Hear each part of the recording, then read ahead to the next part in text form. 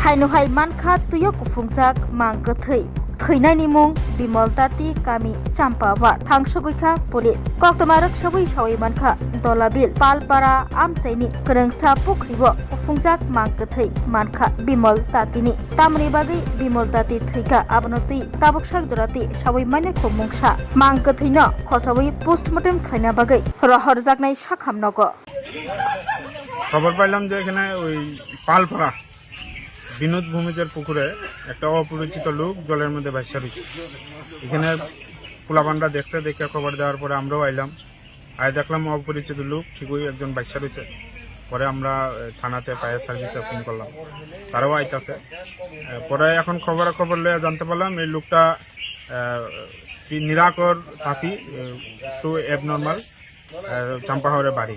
এই লোকটা মারা গেছে আর কি। প্রাথমিকভাবে কি মনে হইতেছে?